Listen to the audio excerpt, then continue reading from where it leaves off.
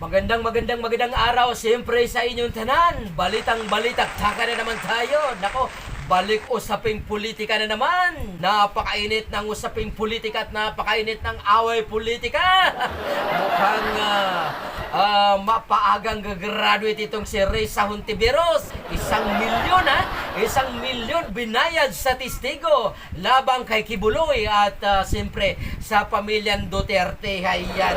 At ito na nga bumaliktad. Yan na ba'y sinasabi ko Yan na ba'y sinasabi ko, Senadora Hontiveros kapag ikaw ay magsaing, lutuin mo ng mabuti. Nako po, kung pinatahimik mo na yan pagkatapos tumistigo, nako po, di wala nang bawian.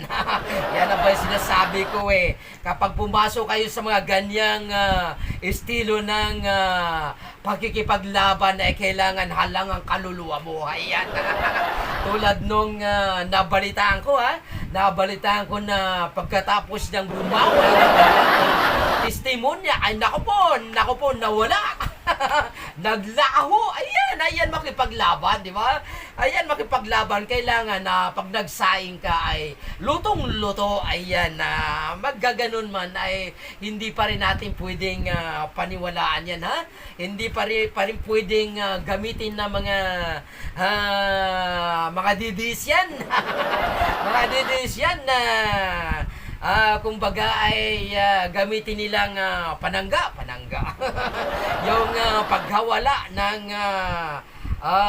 isang pulis na tumistigo. Nako po, kasi nga baka dyan lang nagtatago yan. Ayan. Kailangan makita mo na ang kanyang malamig na katawan bago pwedeng gamitin. Ayan. Kasi pag nagkataon na tagyak ka ng tagyak, yung pala biglang lulutang, nako po, disgrasya na naman. Ayan, diba, sabi ko na kapag nakikipaglaban kayo dyan, ganyan, kapag ang ibig ko sabihin na dapat doble karakay. Lutong-luto ka mag-isip. Ayan. Kaya nga nangyari, sa pagbaliktad nitong nako po, tigpas na. Tapos na ang kaso, di ba? Alam niyo naman sa Pilipinas, di ba?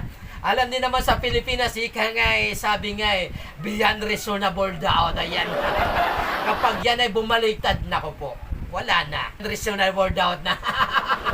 Tigpas na ang kaso. Ayan.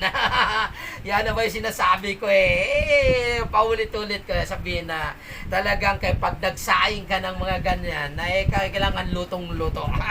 1,000,000 ba naman na binayad? Saan kaya galing yan? Galing ba kaya yan sa pira ng taong bayan o galing sa sariling bulsa? Ayan. Ayan pakinggan nyo kasi noon pa sa testigo na to, noon pa may pagdudunan na ako dito kasi ang dami ko napansin yan. Pansinin nyo dito sa kanyang pagtestigo pa noon nung nakarang taon na to, kung hindi ako nagkakamali parang pautal-utal yung kanyang sinasabi. At itong si Risa Hontiveros sa kanyang pagtatanong para bagang halos siya na ang sumasagot halos siya na yung kumukuha ng punto na para bagang gustong-gusto niya na ito yung isagot ng mama. Ayan, pansinin niyo kasi noon pa napapansin ko na ito panoorin natin para hindi tayo maging bias pero noon pa napansin ko na ayan panoorin natin.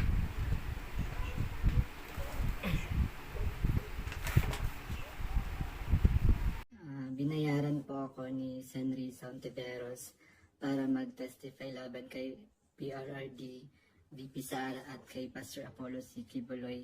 Lahat ng sinabi ko at kasama ko doon na nag-witness sa Senado ay ginawa lamang ni Sen. Risa upang papagsakin si Pastor at ang buong kingdom. Nandun din yung ligasyon na sa di umano ay nasaksihan ko tungkol sa mga baril na sangkot sina Sara Duterte at dating Pangulong Rodrigo Duterte na hindi naman totoo dahil wala naman akong nasaksihan na ganong pangyayari.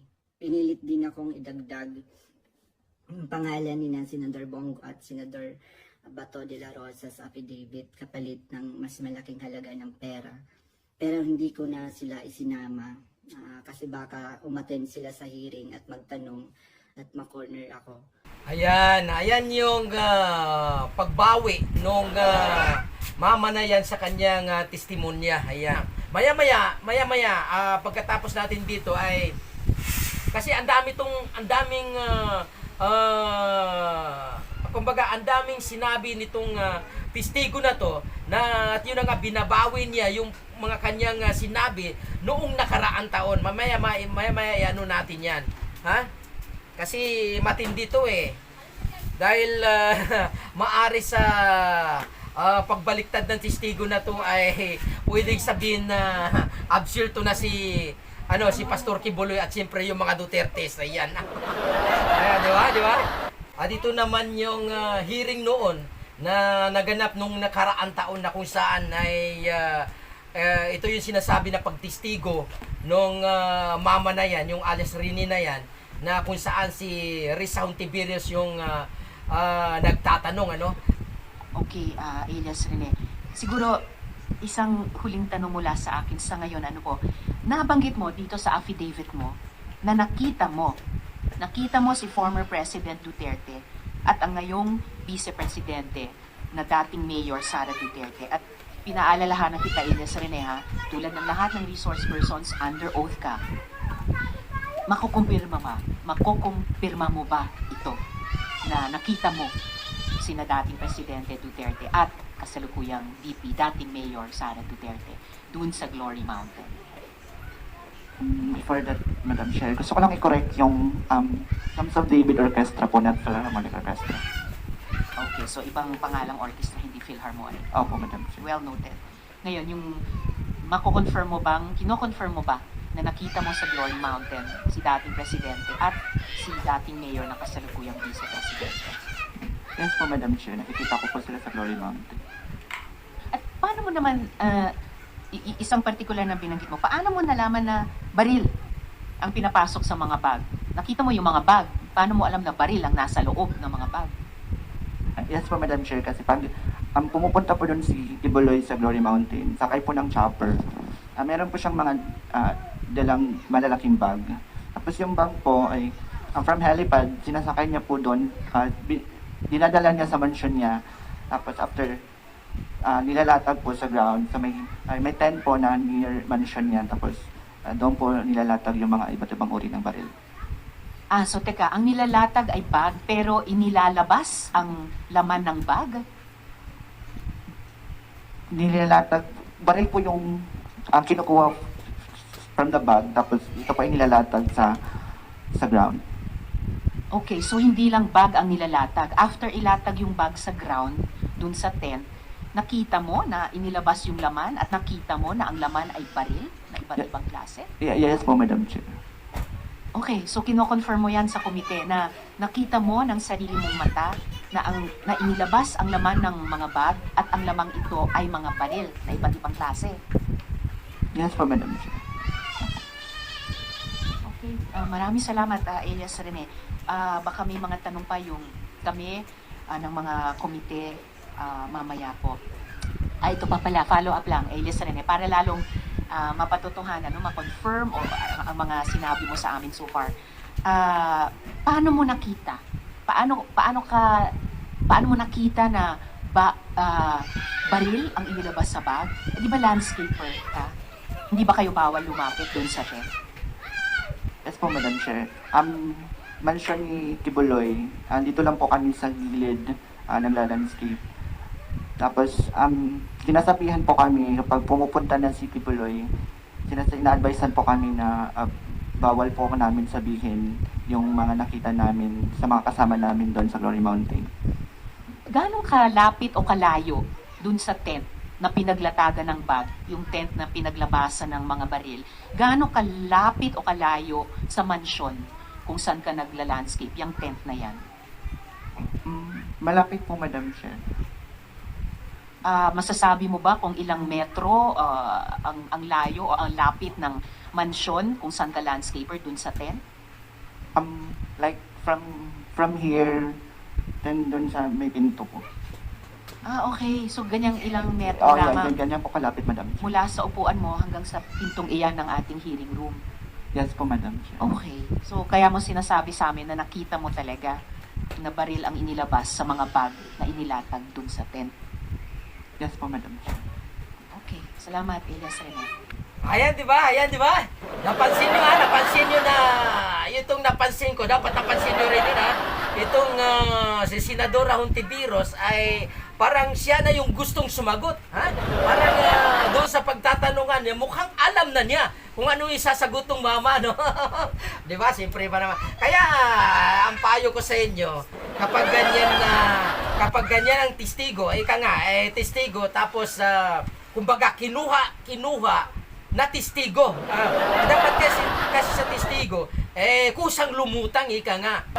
Kung ganyan na inalagaan mo muna, kinuha mo muna, kinausap mo muna, ay mukhang hindi na yan mapapaniwalaan, di ba? Parang yan kasi yung nangyayari dito sa Pilipinas Kapag may testigo na lumulutang, ilang araw, ilang buwan muna sa poder ng isang tao, inalagaan mo na, pinapatira mo na sa isang pundo.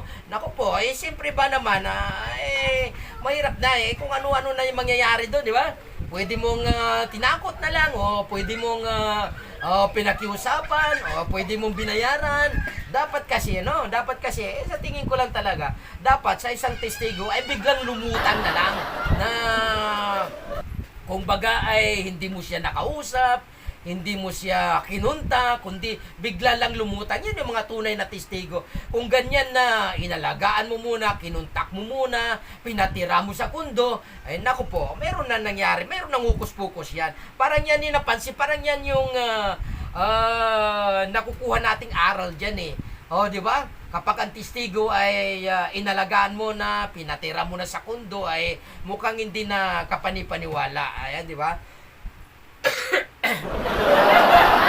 Ako si Michael Maurilio alias Rene. Hindi po ako pinilit na magsalita ng katotohanan. Pusang loob ko pong inilalahad ang mga nagawa kong kasalanan at mga plano laban kay Pastor Apollo C. Kibuloy at sa Kingdom Ministry. Ako po yung witness, kinuwang witness ni Senrisa Hontiveros na nakatakip yung muka. Pero ngayon, hindi na sapagkat nagsasabi na ako ng totoo. Binayaran po ako ni Senrisa Hontiveros para mag-testify laban kay PRRD, VP Sara at kay Pastor Apollo C. Kibuloy. Lahat ng sinabi ko at kasama ko doon na nag-witness sa Senado ay ginawa lamang ni Senrisa upang papagsakin si Pastor at ang buong kingdom.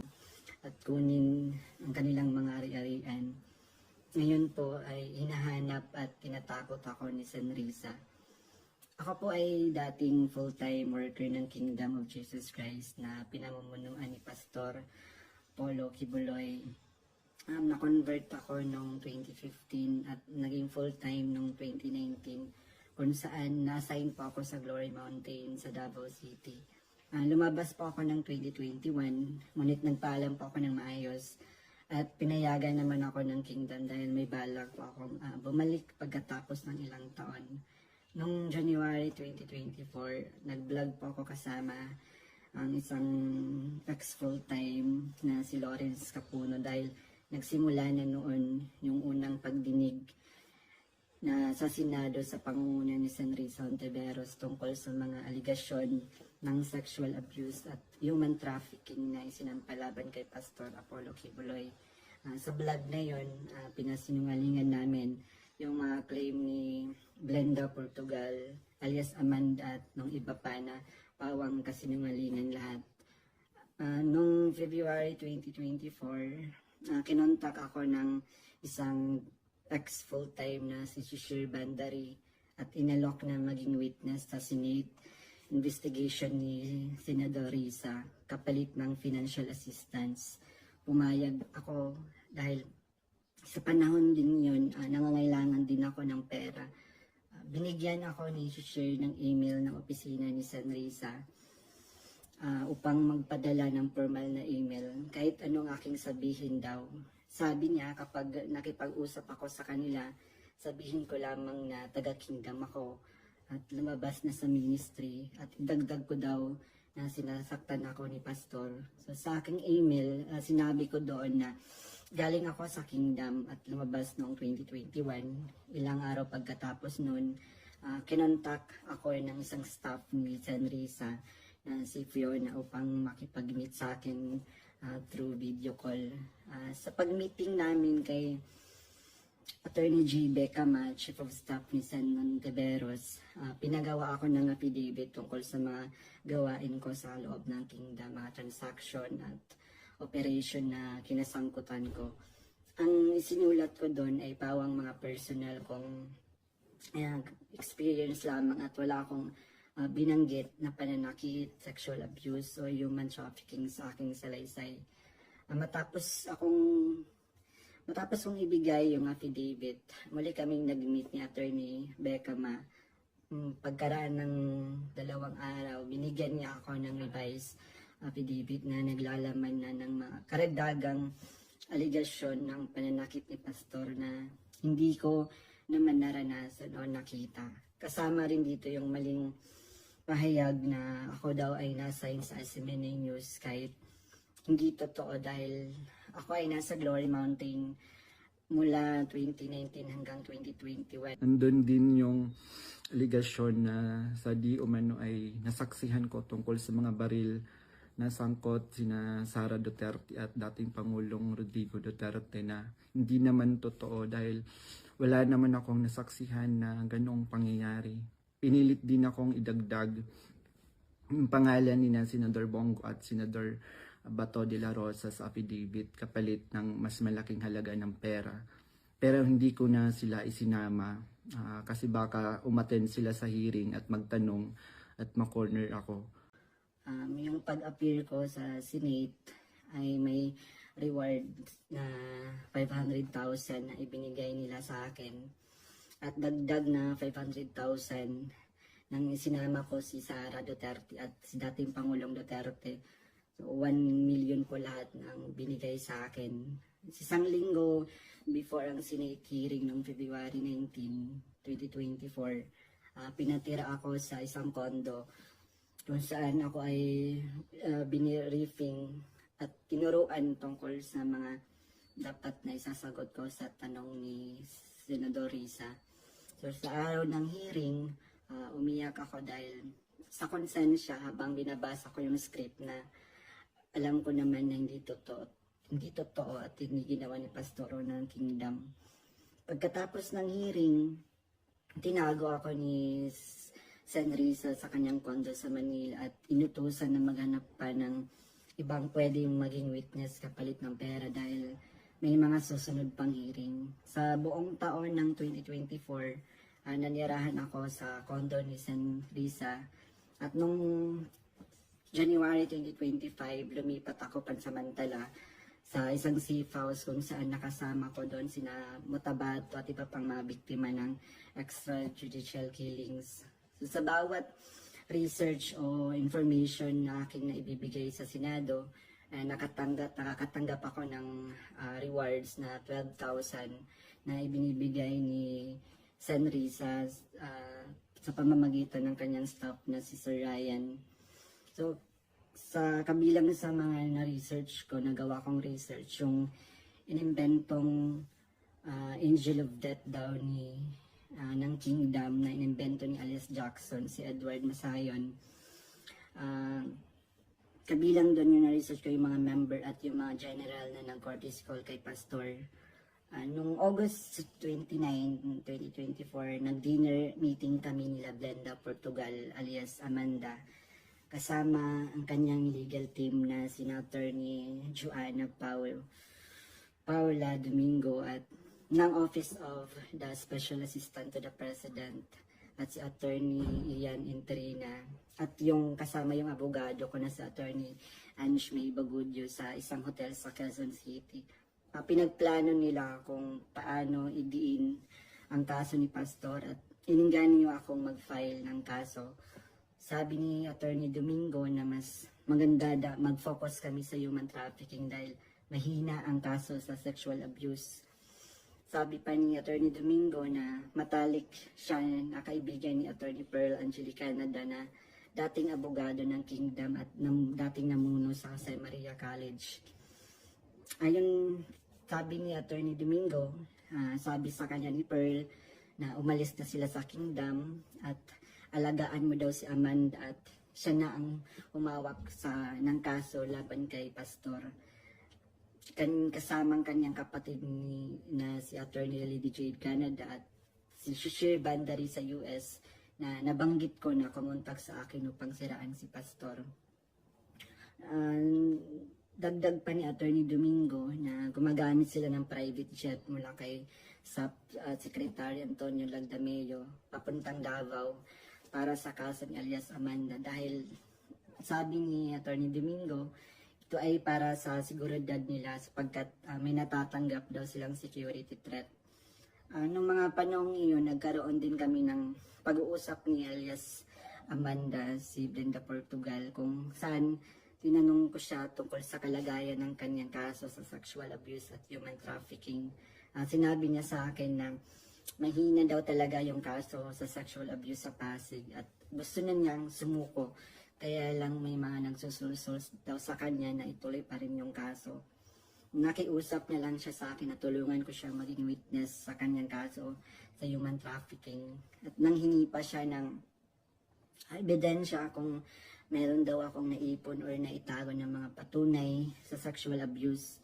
So, ipiniliwanag ko sa kanya na wala akong ebidensya dahil hindi ako kasama sa mga pangyayaring iyon dahil nagsimula lamang ako bilang full-time noong 2019 at hindi rin ako biktima ni Pastor kaya wala akong maibibigay na ebidensya.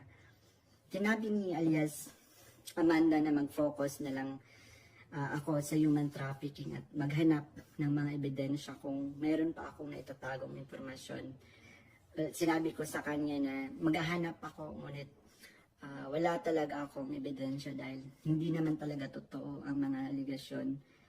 Sabi ni Attorney Domingo na hinahanapan daw nila ng butas upang makasuhan at madisbar si Attorney Israelito Torion upang mawala na daw ito dahil sabi niya magaling daw ito. So sa panahon ng KOG Sage sa Davao City noong August 24 hanggang September 8, 2024. Everyday kami nag-meeting kasama yung mga staff ni Senrisa, yung PNP, CIDG, nandun yung US Embassy, yung NBI, ang Department of Justice at yung mga tumiwalag sa kingdom mula sa Amerika na sina Ann Lagarder at Arlene Stone. Pinag-uusapan ang plano kung paano ma-extradite o ma-extraordinary rendition si Pastor sa US at paano pabagsakin ng kingdom. Ang pangunahing pinag-uusapan mga meeting ay ang plano sakaling mahuli si Pastor ay ang plano ay agad siyang extradite sa US at bawiin ang kaso na isinampa ni alias Amanda upang mapabilis ang extradition ni Pastor kapag siya ay nahuli. Subalit, hindi ito natuloy dahil sa pag-aalala sa US na maaaring manalo si Donald Trump sa panahong iyon na nagdulot ng paghina ng kanilang connection sa gobyerno ng US.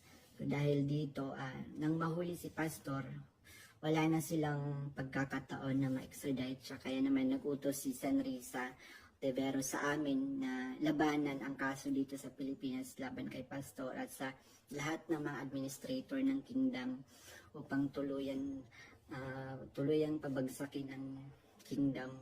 So tinatanong kami ng paulit-ulit kung may alam kami tungkol sa isang bunker daw nung panahon ng KOG Siege dahil kapag nahanap daw nila si Pastor, babahan ng pera at may bahagi kami doon. Ang bunker ang pangunahing hinahanap kaya pinuntahan nila ang lahat ng mga posibleng lugar. Ngunit sa katotohanan, wala talagang bunker sa kingdom, lalo na sa central headquarters. Ang mga updates tungkol sa mga ito ay galing sa kasalukuyang PNP Chief General Nicolas Torre na siyang nangunguna sa bawat meeting namin at nagtatanong tungkol sa lokasyon ng bunker. Kasama ko rin sa mga meeting na yon sina Edward Masayon alias Jackson na pumasok sa Kingdom Compound na nagkunwaring pulis dahil siya daw ang nakakaalam kung saan ang bunker. Kasagsagan ng Sage, nag-message sa akin si Fiona, staff ni Risa, na sa pamamagitan ng WhatsApp, na sinabi niya na dapat ko daw tanggalin sa kaso ko si June Andrade dahil isa daw siya sa amin na nagbibigay siya ng mahalagang impormasyon. So, ipinaalam ko sa kanya na ipapasa ko muna ito sa aking abogado. Pero, ngunit isang linggo pagkatapos nun, tinanong ulit ako kung may contact ako sa Kingdom dahil hindi na raw mahanap si June Andrade. Hanggang ngayon, hindi na siya natanggal sa kasong pinafile sa akin. Noong November 5, 2024, nagkaroon kami ng meeting kasama sina Undersecretary Nicholas T. ng Department of Justice at 4 pang prosecutor. Ang naalala ko doon si Prosecutor Olivia Torrevillas, si alias Amanda, kanyang mga abogado, si Attorney Domingo at si Attorney Ian. 3 representative from NBI, 2 lawyer at 1 agent. Ang sabi ni Yusek sa amin, bawat isa sa amin na nag-witness sa Senate investigation na ginawa ni Risa ay may naka-assign na mga administrator ng Kingdom na kakasuhan namin. Meron reward na 1 million pesos kung magfa-file kami ng kaso laban sa kanila upang tuluyan na daw masira at mawala ang Kingdom at makuha na nila yung mga ari-arian ni Pastor at ng Kingdom. So sa akin, naka-assign yung 2 administrator na sina Eleanor Cardona at si Marlon Rosete. Pati na rin yung 2 key person ng SMNI na si Cristina San Pedro at si Hannah Jane Sancho.